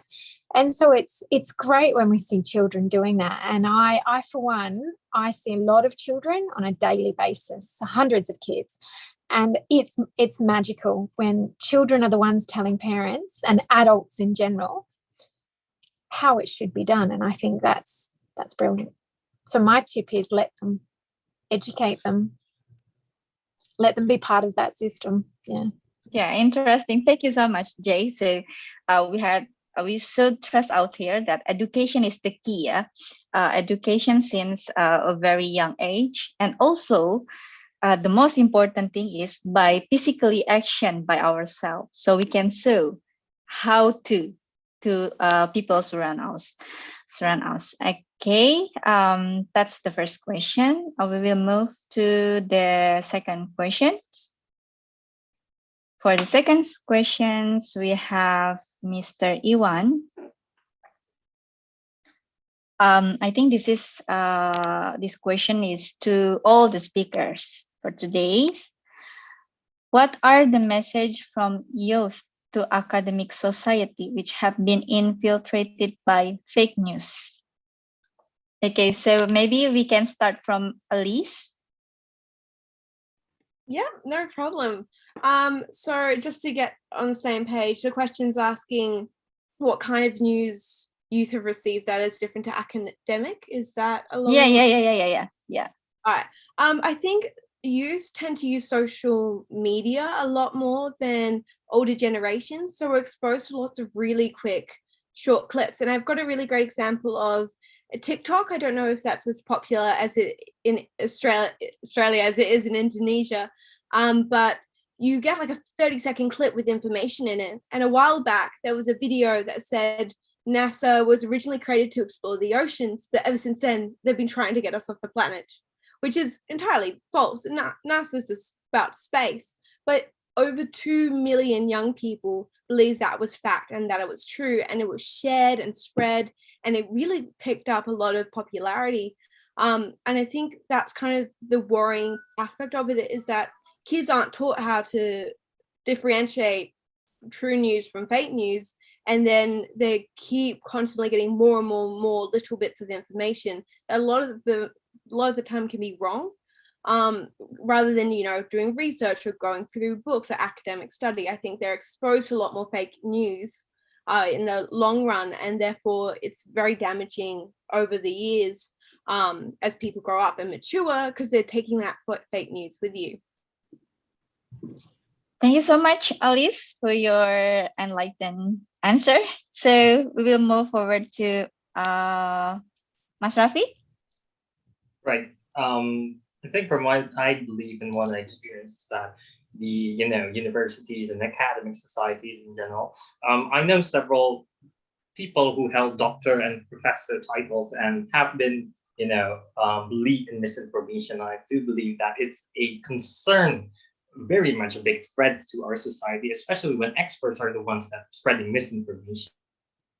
So I believe that it's also a concern for not only youth, but as well as everyone else, regardless of education levels, to put up a better resilience and better behavior on evidence-based approach on how we can mitigate such misinformations that are being spread. Okay, thank you so much, Mas Rafi. And how about Mas Fajar? Do you have any idea on these questions? Yeah, I think from youth, because we are facing the experts, so this is kind of quite hard homework from youth. But the things that the simple things youth can do with the TikTok that mentioned by Alice, and also youth tend to be interested in making short videos. We can use the reference after the videos, just a bit before the end. The information is referring to these references, or there's some popular things that using the references from news or publication as your green screen. So you just point out like this. This is the information we receive from this publication, like that. So that is what the green screen is the very simple way to get the awareness from the expert, from the academics, because when we're facing academics, we also need to have the references with us. So I think that is the simple way we could do. So at least those academic society or those experts look at us and directly see what is the references, so they can also, maybe if they have another proof, they can counter directly to the references. And also the writer of the references maybe also can argue with the academic society that we are countering on. So hopefully it will build a healthy environment for the academic to have the argument to find the truth of every fact. Hopefully. Okay, thank you so much, Mas Fajar, and we'll move to Jay. So what is your opinion, Jay? Okay. I'll just be fast. I've got to.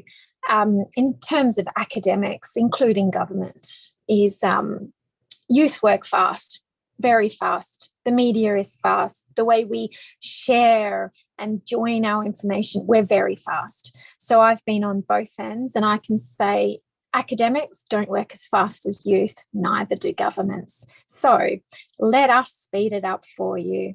Listen, open those communication channels. The youth are the people that are going to be ensuring that essentially these academics and these members of society now are looked after well into their elderly years. So listen, the youth want their planet. They want it safe. They want it for their children. They want animals. They want species. They want to go to places and see natural habitats. So just listen. They're not that perspective of youth being under-knowledged or lack of experiences is rubbish. Youth have just as many experiences. They live in a fast world. And there is a fact somewhere I did read that the amount of visual inputs into young people these days is 100 times more than it was with people in the 1920s, 1950s. So the reality is, as academics, as government officials, as leaders in our societies and communities, listen. And I just think that's vital going forward. Yeah. Okay, thank you so much, Jay. So what we can wrap up here, that bridging between the information flow currently utilizing by the youth also should be matching with the academics. Yeah. So how to bridge it? It's become a very important issue. And then we will move forward to the next questions. It came from Mr. Sindung Wardana from Central Java Province. He would like to ask all the speakers here. Indonesia has regulation governing the use of the internet as medium of the communication and business, known as the Law on Information and Electronic Transactions. This law is used in law enforcement efforts in cyberspace, including hoax. Unfortunately, until now, more often it only covers the fields of politics, law, and security, not yet touching on environmental issues and climate change. Then, how to implement law enforcement against hoax, especially related to environmental issue in your country? Maybe this one is to Alice and Jay, as Australians. So how could we Then gain your perspective on this? Yeah. Look, it's really hard. It's very hard, and I don't think you're ever going to have a foolproof situation or plan. And I think the reality of that is education is always the key. Educate yourself. If it sounds silly, it probably is silly. And I think it's not, you're always going to have these people. And I grew up with that always being told to me as a child. You can't control everyone. There is loopholes, there's aspects of our society that you're always going to get those people. The reality is we can be better people, each and every one of us. So educate yourself, be part of the program, be part of the plan, and look, turn a blind eye to that and spread amazing information, spread facts, spread news stories that are interesting and fun, and show that we're doing something, show people that we're making a difference. So look, I don't think there's a way we can effectively, with legislation, with prosecution, with control mechanisms on public media outlets, we can't control it, but we can be better. We can be better ourselves. So Alice? Thanks. On a lot of those parts, I agree with Jay. It's a lot of self-monitoring and teaching your children and your family members to monitor it. I think there's also been recently a bigger responsibility onto social media companies. So big companies like Facebook and Twitter and Instagram to actually be going through what people are posting and discrediting certain newses. Sometimes I'll see a news and then above it there'll be a little banner that says this is not proven, or this is possibly fake news. So giving companies the responsibility and holding them accountable for monitoring how we share information.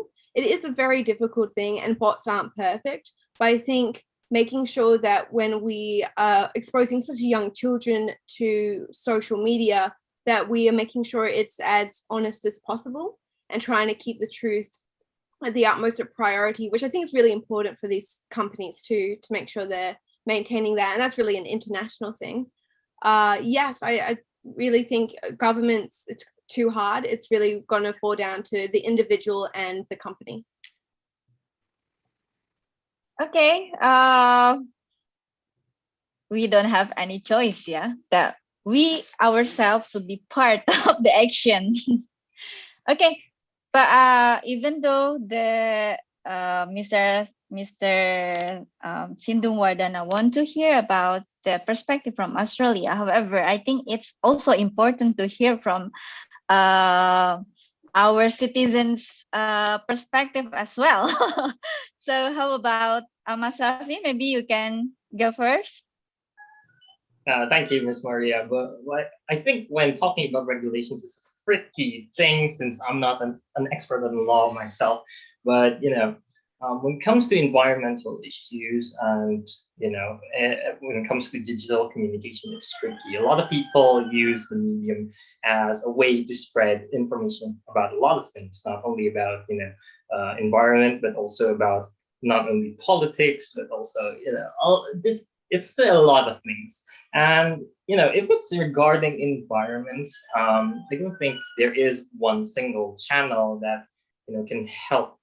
We all can help, of course. We can pitch in, we can help. A lot of NGOs in Indonesia, I know, are doing so. A lot of them are doing activism, especially in environmental issues, by using the said technologies, for example, social media, Instagram, Twitter, YouTube, and everything else. So I think it's a tricky thing to say. We have several problems. We have to admit, we have several problems when it comes to the regulation of digital communications of the laws. But what we can do is that we should listen to the advices of those that are, for example, in power and knows and have the authorities to do so. Like, for example, experts, researchers, scholars, and everything that every party that is involved and are experts on these things. So, yeah, that's I think what I believe we should do. Thank you so much, Mas Rafi. How about you, Mas Fajar? Is there any idea. Yeah, I couldn't agree more with Mas Rafi and also Alice and Jay. I think they also have a very good perspective on facing law enforcement, because we already know that law enforcement is also an issue in Indonesia. So I think it will again come up to us, maybe the law enforcers, also the government officials, and also with us specifically as a human individuals. I really want to stress out what Jay has been said. It is how to educate ourselves. It's really, really important. We can educate ourselves with all of the sources that are also provided in the social media, also the library, everything we can access now very easily. So we need to sort the news, sort the information, and we can educate ourselves. So let's read more, access more information in a very good way. Thank you. Okay, thank you so much all. I think we still one more question to be answered for today's discussion. This is from Mr. Bini Bukhari from Indo-Fibran Strategic Advisory. The question is, what are your advices to promote and gain public support for climate change issue? Maybe we could start from Elise. No problem. Gaining public support, it's very different based on what group you're going to. So it has to really be a flexible initiative, and you've really got to start your campaign with your target audience in mind. Because different people are going to have different levels of education and different open-mindedness. So you're going to have to approach it different ways. And not every person's going to be great at approaching different groups. So sometimes even picking your candidate and your speaker to kind of give your idea. I think a lot of it is taking time and understanding that not everyone's going to think the same way, and everyone has very different beliefs, but being open to have that conversation and listen. Like, even if you know that's not factually correct, listen and understand their side of the view first, because when people are heard, they're more likely to listen in return. So I think it's a two-way street of making sure people feel understood if they have doubts about climate change, and then slowly providing them with information that, you know, changes their mind, hopefully. It's an ongoing process and it will always be difficult, but there's nothing more important than making sure people understand how big of an issue it is and how important it is to deal with it right now. So I think, yeah, it's just really just being able to adapt to different situations and making sure you don't force people into thinking the same way. You encourage them to kind of, you know, learn. As Jay keeps saying, it's so important just to like educate and learn and be open to learning. Yeah, thank you. Thank you so much, Elise. And Jay? Yeah, I think one mistake that we do make in terms of, and this is everyone, in every country that I've seen, this is the go. We alarm people and we scare people. And when people are scared and alarmed, they're not going to absorb information or positivity, or they don't want to share. What they want to do is quite adverse to that. Psychologically, they withdraw. They become overconscious in the sense that they become quite protective, and their behavior is reflective. And we don't want to do that. We don't want to alarm people. We don't want to scare people. We don't want to transmit this really negative impact that false media is designed to give. We don't want to do that, but it's hard. So I think this is an alarming issue. Climate change, increasing sustainability, it is a scary situation because we're not doing it fast enough and we essentially are killing our planet. So without petrifying people, we need to get them on board. And I think that's a very nurturing thing that we have to do, and we have to take each situation very individually. My advice would be as open and accepting that everyone is different and everyone learns differently, and everyone is scared. And I think young people are scared as well, but they're also proactive. And young people, a lot of us, we haven't learned to polish our technique. And I think it's probably a bit of marketing and a bit of glitter on our words. But lead by example is your first tip. Lead by example and be a better person. So. Okay, thank you, Jay. And Mas Rafi, can you add some? I have to agree with Okay. Elise and Jay right now. Be a good example and, spread facts, not the virus. I think those are very good approaches, especially when it comes to how do we increase awareness is a trend that I've noticed in Indonesian people is that they really like going with the trend. So what we can do is that when we're developing people for their awareness sense in the environmental issues, I think we should first of all establish a partnership where if we have enough partners, they will start a bandwagon in which they will raise awareness about environmental issues in Indonesia. And especially when we partner, let's say, with NGOs, with institutions, with academic partnership partners, as well as even private institutions, a lot of people will start to notice and start researching about the awareness. So that I think in turn will also make a greater resilience and greater awareness for these environmental issues. So I think that should be our first step in achieving so. Okay, thank you so much, Mas Rafi. For Mas Fajar, I give you 1 minute, please. Yeah, so because my answer also has been answered by my 3 previous speakers, so we need to start by ourselves. So just a simple thing like sorting waste in your house is a very big impact to also for the climate change issues. And the second one just slightly come up in my mind that maybe if some of the audience here have gained access to a film director or the movie director in Indonesia or maybe in other countries, it's because I learned from the Korean serial movies. Korea is very influencing people in every aspect, from the electronics things and also even the food. Because I saw they are focusing on little things like food. Just as focusing eating food, it makes people hungry when watching movies, and I want to eat that food, and they buy Korean food in the grocery store. So that's a very influencing skill that we put the little things in the movie to make people want to do as the actor or the actress doing the movie. So if we have the movie, this is very good in story, but also there is the little things.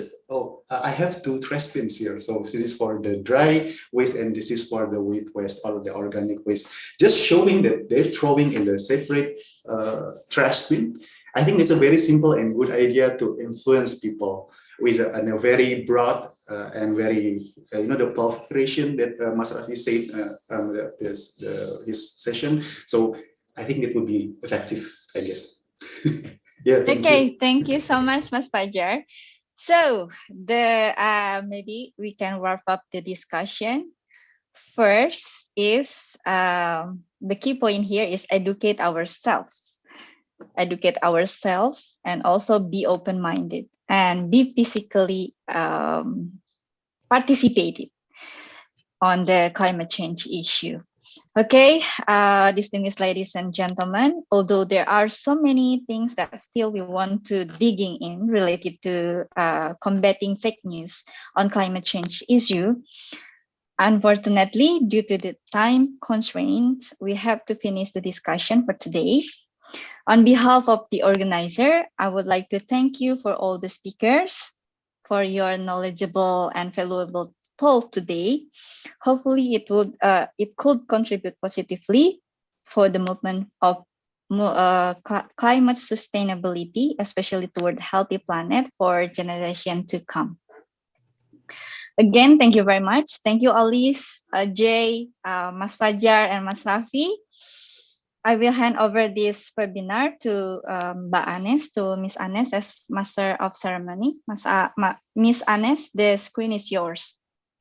Thank you very much, Miss Maria, and all the speakers for the amazing materials. And before we end this webinar, allow me to remind you all to fill the attendance list with the link that committee has shared in the chat box. And because all the materials and the e-certificate will be given to all participants in 3 days after this event to the email that you wrote on the registration form. Okay, and finally, this is the end of our webinar. Thank you for joining us. See you on the next webinar. Stay safe and healthy. Have a nice day. Bye-bye. Bye. Thank you, everyone. Thank you, Elise, Jay, Witness, Mas Fajar, Rafi, Maria. Thank you, everyone, Mas Kriston. Thank you Pak Mahawan. Thank you, Alice and Jane. Baik. Thank you Thank very you much. Bapak Ibu semuanya. Terima kasih semuanya Bapak Ibu yang hadir. Selamat datang. Thank you everyone. Thank you Pak Mahawan. Thank you Pak Terima kasih, Wandi. Pak Wandi. Terima Terima kasih kasih, Pak banyak Pak Sukses Wandi. selalu. Sama-sama Pak Wandi. Sehat selalu anak-anak muda. Betul. Ya, sama-sama Pak. Semoga Pak Wandi sehat selalu, Pak. Sama-sama. Terima kasih. Saya izin pamit ya. Ya, terima kasih Baik, Pak terima kasih Pak Wandi. Wandi.